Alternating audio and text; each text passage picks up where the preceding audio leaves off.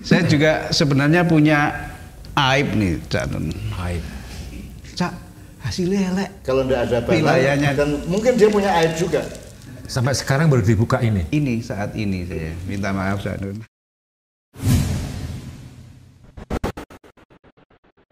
Menunggu, jadi datang ke sana itu kadang-kadang ada yang menunggu. Cak Nun ini apa? Ada bahasa-bahasa yang sangat mereka juga kangen mungkin ya. Bahasa kultural. Bahasa kultural mesti nek Jawa Timuran kan mungkin jancok apa piye gitu. Cak Nun ini segala bahasa itu diadopsi ke situ. Nah, mereka nunggu. Aku seneng Cak Nun kayak nek musuh loh. Nah. Misuh itu kan ada konteksnya. Ada misuh, ada misui gitu. Kalau misui itu kan ofensif kepada orang lain. Yeah. Nah, yang saya lakukan di Padang Bulan kan apa? Ekspresi, bukan komunikasi. Kalau medis namanya katarsis. Katarsis. Ya, jadi anak-anak itu bukan pisuan yang dikangeni, tapi dengan pisuan itu mereka mendapatkan lapangan di mana mereka merasa plong, merasa bebas kan gitu kan. Merasa merdeka, dan itu memperkuat hati mereka, memperkuat jiwa mereka, meskipun tetap kita berpedoman pada pagar-pagar sopan santun, pagar-pagar agama, pagar-pagar macam-macam yang Cak Fuad anunya, apa namanya, yang bagian masang pagar-pagar itu gitu. Jadi saya juga miso ndak asal miso kan gitu kan. Yeah. Pelepasan namanya itu atau katarsis. Jadi memang kadang-kadang kalau kita bunek gitu, memang kita butuh muni dancuk, muni taek, muni apa, apapun namanya itu. Kembali ke Cak Nun tadi yang Cak Nun mengutarakan di sana mau tidur, mau apa monggo gitu kan. Nah, itu setelah saya sana di pas waktu Padang Bulan, saya berkeliling ya, artinya jalan-jalan itu. Ada yang tidur, ada yang terus. Saya sempat omong-omong, di sini enak mas, wis apa wae kumpul ning kene. Jadi saya menyimpulkan di situ tanpa sekat. Jadi teman sekat. Tidur ya monggo, ora ya monggo, ora rungokko ya ora monggo. Hampir tidak ada larangan ya Fat ya. Jadi kalau seseorang berbuat baik itu karena kesadarannya. Ya kalau seseorang berbuat buruk itu karena ketidaksadarannya, dan itu kan rata-rata orang kan masuk ke situ kan dengan kesadaran untuk baik, sehingga tidak pernah terjadi apa-apa gitu loh. Padahal tanpa ada larangan, tanpa ada aturan, lanang wedok pisah itu tidak ada, campur aduk. Tetapi kan mereka tidak pernah mengalami apapun yang sifatnya gender itu, yang sifatnya laki perempuan tidak pernah mengalami. Karena apa? Karena kesadaran mereka ke sana itu bukan kesadaran sebagai laki-laki dan sebagai perempuan. Kesadaran mereka ke sana adalah kesadaran orang yang mencari kegembiraan, keamanan hidup, ketenangan dan seterusnya. Termasuk faktor-faktor misuh tadi itu kan sebenarnya bukan misuh sebagai sesuatu yang eksklusif, tapi misuh sebagai satu peran dari satu komunikasi kan gitu. Ya sekarang bapak sama anak kan bisa gundulmu gue ini yang meno urung berangkat sekolah kan bisa juga gitu ya. Itu tergantung setiap keluarga punya kultur masing-masing toh. Bisa itu. Nah di Padang Bulan dan di Ma'inyah lain itu ada kultur seperti itu dan mereka semua dengan senang banget mereka. Aku misalnya arah-arah yang mana ancuk gitu ya, seneng banget mereka, luar biasa senengnya. Itu memang kalau kita close up jelek itu kata-kata, tapi fungsinya di dalam komunikasi itu sangat menggirakan mereka dan tidak berarti mereka tidak tahu bahwa itu jelek. Mereka toh berubah menjadi baik, mereka menjadi lebih toleran, menjadi guyup, jadi persaudaraan di Ma'inyah itu luar biasa. Itu urusannya adalah manusia yang diciptakan Allah mengembangkan hal-hal yang baik yang bisa membuat mereka bersatu supaya mereka bisa menyatu bareng-bareng kepada Allah Subhanahu wa taala, kan begitu kira-kira. Tapi kalau sekarang bisuan itu bisa dipotong hanya bisuan tok. Jadi konteks sebelumnya itu medsos itu dia. Itu medsos. Nah, ketika Padang Bulan itu dulu lahir sampai 10 tahun lebih kan belum ada handphone, belum ada internet, belum ada medsos, belum ada Facebook, belum ada Twitter, belum ada apa namanya kompilasi video segala kan belum ada gitu ya. Itu pun sebenarnya sekarang asal teman-teman itu tidak, asal para jamaah tidak murah-murah upload macam-macam kan tidak ada masalah sampai sekarang. Itu. Saya juga sebenarnya punya aib nih, Cak Nun. Aib. Itu saya tunggu-tunggu semuanya. Karena saya diam-diam itu kok merasa Edo itu pasti pernah punya aib juga di Padang Bulan kan itu. Jadi pada waktu saya ditugasi Cak Nun, waktu itu produsernya Mas Toto membuat rekaman album pertama kalau nggak salah. Yang ada Wirid Padang Bulan, ada Sholawat bareng. Saya ditugasi untuk record dengan tape digital yang pada waktu itu kita nyewa dari Puskat kalau nggak salah. Cak Nun dari atas panggung sudah siap, saya dengan mikrofon itu loh, yang pakai panjang boom itu. Siap, oke, yes, terus kira-kira 10 menit itu. Begitu selesai, wes beres, tak lihat. Tidak record.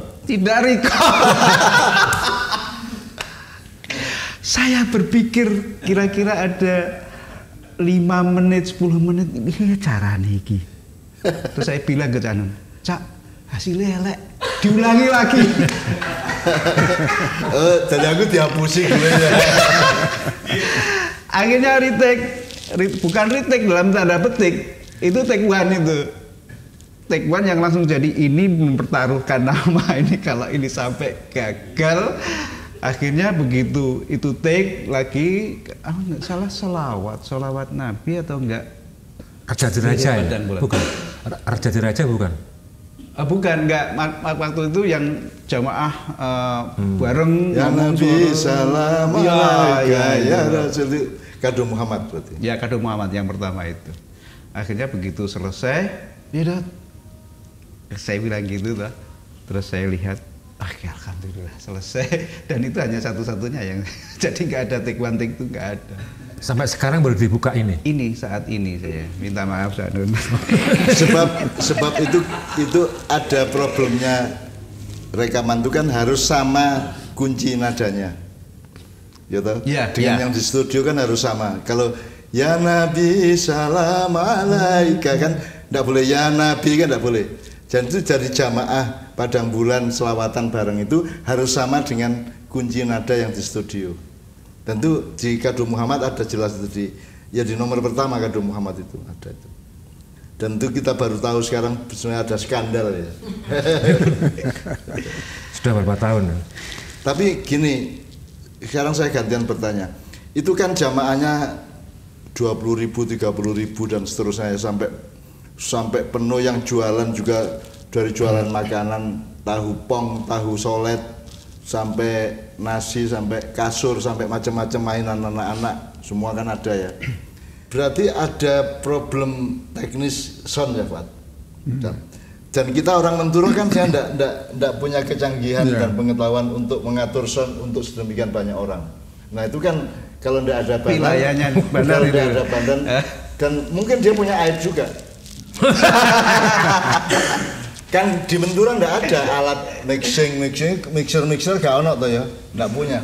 Jadi Banar yang bawa banyak mixer dari Jogja. Nah saya khawatir, gue mixermu apa colongan, gue apa ngutil saka Jeronimo apa piye kan gitu kan. Awalnya itu kan cuman di langgar pemusola itu oke lah, pakai istilahnya primo ya. Jadi amplifier sederhana. Waktu itu top itu nama primo. Nah setelah itu dari pemangku, saya nggak tahu ada sound dari sana ditumpuk-tumpuk itu. Ya kok jeber-jeber kabeh ya. Itu jadi kadang-kadang dia over, bukanya tuh motor buanter nih over, jadi malah kalau didengarkan ndak di telinga maksud apa yang di situ diomongkan. Terus akhirnya udah saya bagi-bagi. Kebetulan setiap ini Edward mengingatkan, mixer. Wah, mulai dari mixer saya bawa. Mixer itu pun bukan mixer saya sendiri ya, karena saya. Berarti Padang Bulan punya utang ke Jeronimo. Itu saya bawa, terus akhirnya, oh ini butuh dokumentasi apa? Audio. Akhirnya saya bawa itu tape yang paling canggih, waktu itu canggih ya. Tascam. Nah, Tascam 2. Itu canggih-canggihnya itu. Saya bawa, udah. Akhirnya sudah berjalan bertahun-tahun. Perkembangan zaman, rekaman ada komputer, terus ada mini disc, lagi ya. Nah itu sudah saya pikir Jombang sudah oke gitu loh.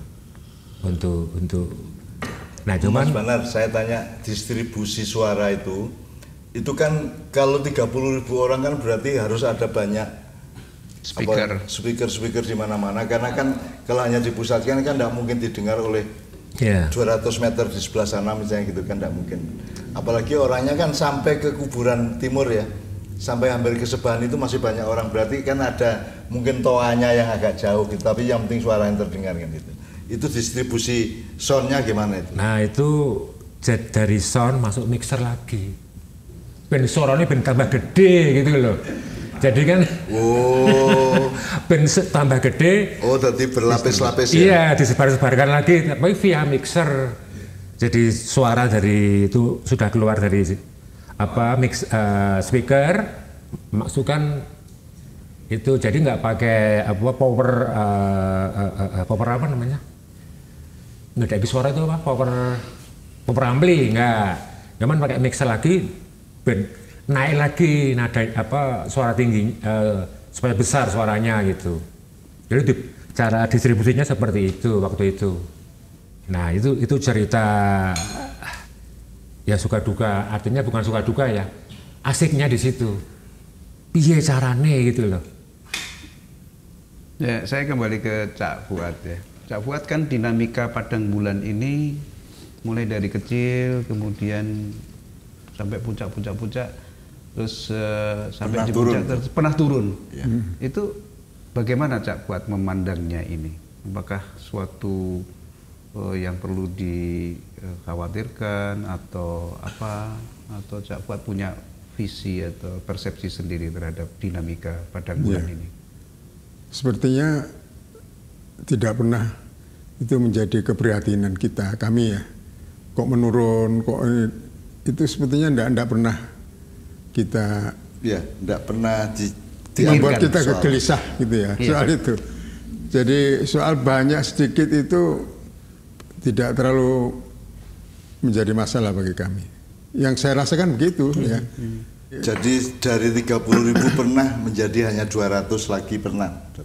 Karena dulu pernah, karena kasus salah seorang presiden itu saya liburkan 3 bulan, Padang Bulan. Nah setelah 3 bulan itu kemudian yang datang 50 orang lagi, 100 orang, 200 orang, sampai akhirnya kemudian meningkat lagi sampai sekarang kembali seperti semula lah, kembali seperti waktu itu. Sempat kita hanya di halaman depan Langgar itu pernah, ya Pak ya. Iya. Dan tapi itu tidak ada masalah gitu loh bagi kami. Itu tidak membuat kita minder apa kecil hati apa enggak loh. Ini kita berbuat baik menurut Allah itu begini, ya mengabdi itu begini, kita lakukan sudah, kan gitu. Perkara wong 200, 300, 10.000, 30.000 itu sebisa mungkin tidak menjadi faktor yang primer di dalam hati kami kan gitu. Ya. Kembali ke belakang lagi ya. Kalau saya pikir-pikir, ada 2 pertanyaan. Satu, daerah seni yang dimiliki oleh salah seorang putranya Pak Muhammad itu adalah Cak Nun, itu dari mana ya? Daerah seni. Iya. Jadi kalau kita runtut ke atas ya, itu yang barangkali daerah seni yang paling kuat itu dari mbah kami, dari ibu. Ya. Kalau dari bapak itu sepertinya tidak tampak yang menonjol itu. Tapi kalau dari ibu, ya jadi ayah dari mbah kami, suami dari mbah kami, ya, bapak dari ibu kami. Nah, itu memang terkenal dia muadzin yang suaranya membuat mbah saya itu tertarik untuk menjadi istrinya karena suaranya itu. Jadi kepenjel mergo krungu adzan. Karena suara adzannya itu gitu. Jadi memang beliau itu muadzin tetap dulu di Tuban di Masjid Sunan Bonang. Ya, setelah beliau tua ya itu kembali ke sana ya. Jadi memang aslinya dari sana, dari Tuban. Jadi kalau saya lihat itu saya kira kalau darah seninya dari situ. Termasuk putra beliau yang adiknya ibu saya tapi lain ibu. Itu juga kan korek juga. Yang selalu sekarang ini baca di Padang Bulan, setiap Padang Bulan mengawali bacaan Quran itu kan juga putra beliau. Adiknya ibu. Lain ibu tapi ya. Yang disebut bakat seni itu kan harus kita perjelas, itu kan bukan penyanyi rock punya anak penyanyi rock, kan bukan begitu. Itu kan masih cair, masih esensial ya. Jadi ada daya estetika, ada naluri artistik di dalam jiwanya. Nanti aplikasinya tergantung zamannya dan tergantung lingkungannya kan gitu. Jadi bisa aja seorang kori cucunya nanti seorang rocker bisa juga, atau seorang rocker cucunya kori juga bisa. Karena itu kan soal esensinya apa, kemudian aplikasinya kemana kan gitu. Jadi di samping seni suara itu kan silat juga. Silat itu kan seni juga seni. kan. Ya, lebih banyak jadi seninya. Itulah. Jadi seni yang dalam arti yang tadi dijelaskan oleh Cak Nun, bukan jenis seni tertentu. Ya, tapi jiwa seni itu jadi, ada. Gitu. Ayahnya, bapaknya ibu kami itu pesilat. Kalau saya sejarahnya ya, itu mereka sampai akhir hayatnya mereka itu Dewan Juri IPSI Jawa Timur. Jadi mereka itu semacam Mr. Seal kayak. Jadi mereka itu yang pembina utama Pak Haji Thoyib, Sarip, Pak Haji Iksan sama Haji Maki. Ya. Itu 3 orang itu pendekar silat ya. Terus yang pinter ngaji yang kedua ini mbak ayahnya ibu saya itu yang suaranya enak. Dan Cak Fuad sama saya itu diajarin ngaji oleh ibu, diajari qiraah oleh ibu, bukan oleh ustadz. Karena secara kultural di Menturo itu ideal. Jadi belajar ngaji itu efektif, atmosfernya cuaca budayanya dilanggar itu sangat bagus gitu ya. Jadi ngaji itu bukan sesuatu yang sifatnya akademis, tapi itu tradisi sehari-hari. Jadi kayak saya qiraah ya bisanya dari ibu. Nah ibu dari mbah yang pesilat itu kan gitu. Nah kalau diruntut ke atas, 3 orang ini muridnya Kiai Busro.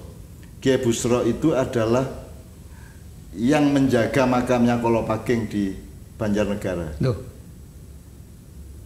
Jadi mungkin abad awal 19 apa sebelumnya gitu ya. Ketemu sekarang Kolopaking yang sekarang. Iya, Kiai Busro itu namanya Busro Sahadat namanya. Iya, Busro Sahadat namanya. Nah itu kakek kami 3 orang itu murid beliau. Nah murid yang lain itu bikin tapak suci ini. Jadi aliran silat di Jombang itu sama dengan tapak suci ini. Karena berasal dari Kiai Busro dari Pajang, Demak, Mojopahit. Jadi semua asalnya dari Jombang juga kan gitu, dari Mojopahit kan gitu. Nah, kalau kita runtut ke atas lagi, mungkin Cak Fuad atau Cak Nun, sejarah Awu keluarga Menturo. Ini kalau kita lihat dari sejarah pendirian kota daerah Jombang sendiri, dia di mana itu letaknya? Jadi dulu itu Jombang itu Kawedanan, kabupaten, termasuk Kabupaten Mojokerto. Kemudian di daerah Jombang sebelah barat itu banyak maling, itu sarang penyamun lah gitu. Nah itu banyak membuat kisruh di daerah Kawedanan Jombang ini. Kemudian Gubernur Jenderal Belanda minta tolong kepada buyutnya Cak Fuad ini, Mbah Zahid ya, untuk ngalahin atau menaklukkan para bandit-bandit di Jombang sebelah barat lah gitu ya.